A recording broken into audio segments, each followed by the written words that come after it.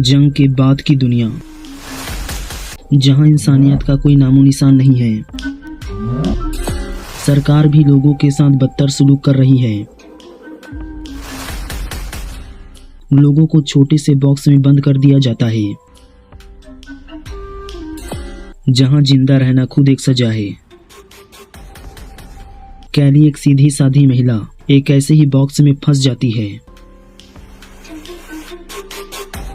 अब क्या वह इस नर्क से बाहर आ पाएगी या बॉक्स ही उसकी कब्र बन जाएगी? चलिए जानते हैं।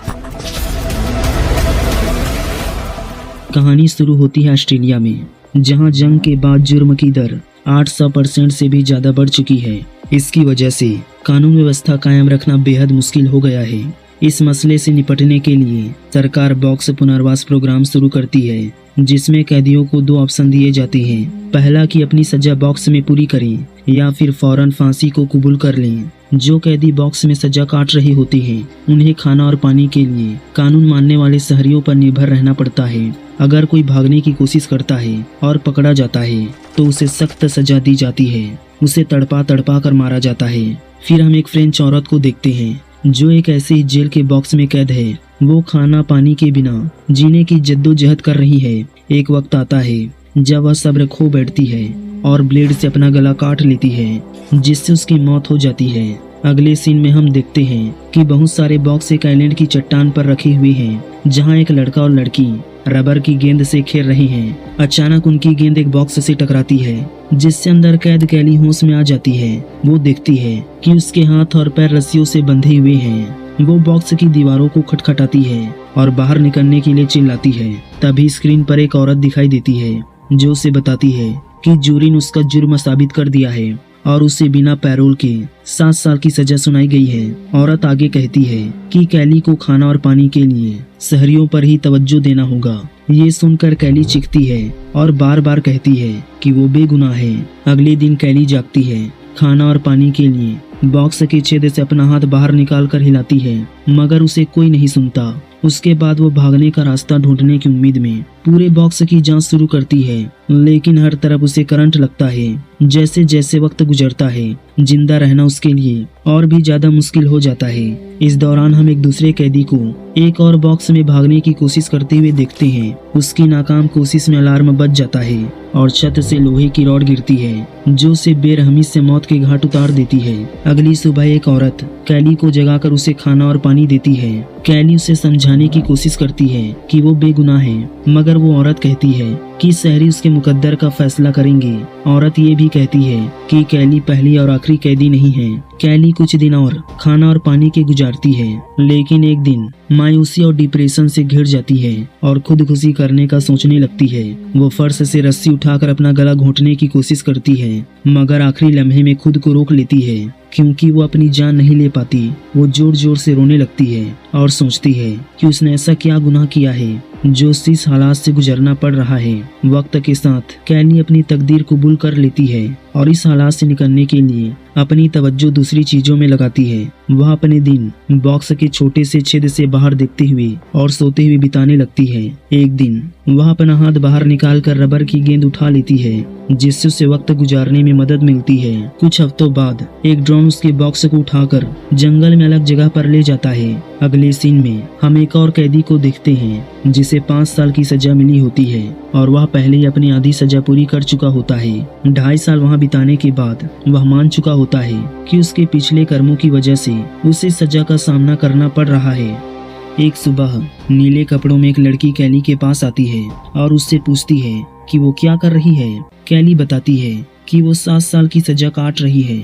लड़की उससे बात करना शुरू करती है और पूछती है कि क्या उसने कभी विलियम शेक्सपियर के बारे में सुना है। जब कैली इनकार करती है तो लड़की उसे किताब देती है।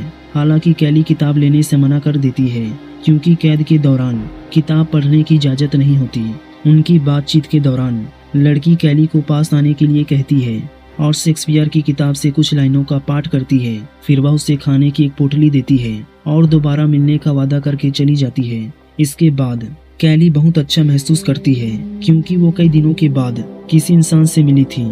खाने के दौरान उसे पोटली में एक छोटी किताब मिलती है जिसे वो सीसीटीवी से बचते हुए खोलती है और ये विलियम शेक्सपियर की किताब होती है। इसके बाद कैली अपने बचाए हुए पानी से खुद को साफ करती है और गंदा पानी बॉक्स के छेद से बाहर फेंक देती है, लेकिन सीसीटीवी कैमरा उसे पानी बर्बाद करते हुए पकड़ लेता है और इस वजह से उसे वापस समुद्र तट पर भेज दिया जाता है। कुछ दिन बाद वो लड़की फिर से आती है और उससे पूछती है कि उसने ऐसा क्या किया जो वह वापस यहाँ आ गई। मगर इस बार कैली सवाल करती है कि शहरी कैसे तय करते हैं कि किसे खाना मिलेगा और किसे नहीं।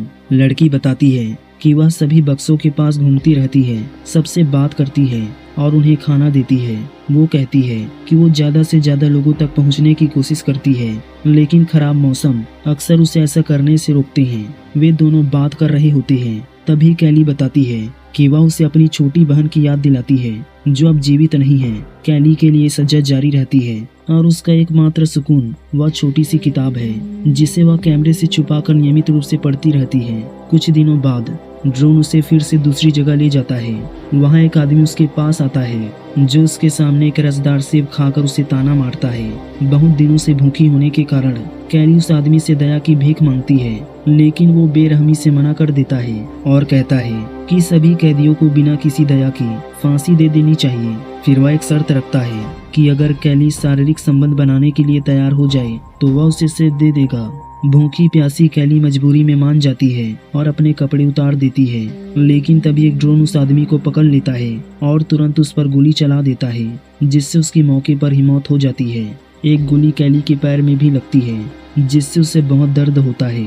इसके बावजूद वो अपना हाथ छेद से बाहर निकालती है और मरे हुए आदमी से सेब ले लेती है। जब वह खाने लगती है तो देखती है कि सेब कीड़ों से भरा हुआ है, इसलिए उसे मजबूरन फेंकना पड़ता है। उसी रात कैली एक तेज सायरन की आवाज से जाग जाती है और एक आवाज उसे बताती है कि उसने खाने के बदले देह का व्यापार किया है, जो जेल के नियमों का उल्लंघन है। इसके लिए उसे 7 दिनों तक जगते रहने की सजा दी जाती है और यह उसकी पहली और आखिरी चेतावनी होती है।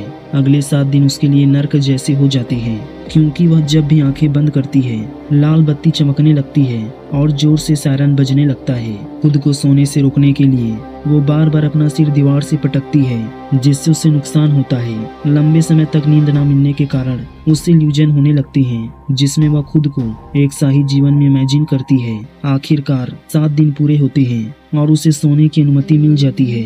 वह कई दिनों तक सिर्फ सोती रहती है। एक रात कुछ आतिशबाजी की आवाज से कैली जाग जाती है। वह बाहर देखने के लिए उठती है और रंगीन आतिशबाजी के साथ खिले हुए आकाश को देखती है।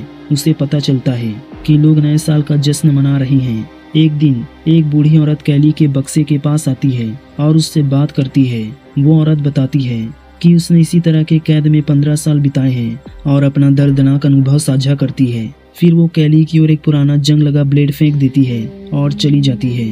अगले सीन में हम देखते हैं कि फिर से वह नीले कपड़े वाली लड़की कैली के पास आती है। कैली शुरू में उसे सपना समझती है, पर लड़की उसे बताती है कि वह असली है। फिर वह उसे कुछ पानी देती है और शेक्सपियर की किताब से एक और पैराग्राफ पढ़ती है। इस तरह कुछ महीने बीत जाते हैं और कैली का पेट बड़ा हो जाता है। यहाँ हमें पता चलता है कि कैली गर्भवती है और वह आदमी जिसने सेब के बदले उससे संबंध बनाया था उसका पिता है।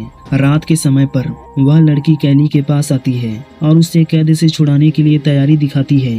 हालांकि सुरक्षा सिस्टम इसका पता लगा लेता है और अलार्म बजने लगता है। खतरे के बारे में जानकर वह लड़की वहां से चली जाती है, जिसके बाद सायरन बंद हो जाता है। अगली सुबह एक आदमी कैली के पास आता है और उससे पूछता है कि क्या वह दया चाहती है। जब कैली हाँ कहती है तो वह आदमी उसे कुछ दूरी पर एक और बॉक्स दिखाता है, जिसे उसने दया के रूप में जलाकर नष्ट कर दिया था। ये देखकर कैली इतनी आहत होती है कि वो इस तरह की रहमदिली को ठुकरा देती है और अपनी बुरी हालत में ही जीने का फैसला करती है। दिन गुजरते जाते हैं और कैली को लेबर पेन शुरू हो जाता है। दर्द की लंबी तकलीफ सहने के बाद आखिरकार कैली एक बच्चे को जन्म देती है। जैसे ही वह अपने बच्चे को गोद में लेती है उसे इतनी खुशी मिलती है कि अपने सालों के सारे दर्द को भूल जाती है। लेकिन उसकी यह खुशी ज्यादा देर तक कायम नहीं रहती। सिक्योरिटी सिस्टम को बॉक्स में एक नए जीव के होने का पता चल जाता है और नतीजतन बॉक्स में एक जहरीली गैस छोड़ी जाती है, जिससे कैली बेहोश हो जाती है। जब तक उसे होश आता है उसका बच्चा जा चुका होता है। वह जोर जोर से चिल्लाते हुए रोती है, अपने बच्चे को वापस पाने की मिन्नत करती है, लेकिन हमेशा की तरह उसकी कोई सुनवाई नहीं होती। एक दिन कैली का बॉक्स समंदर की लहरों और बारिश के तूफान की चपेट में आ जाता है जिससे बॉक्स के अंदर पानी भरने लगता है और वह ठंड से कांपने लगती है।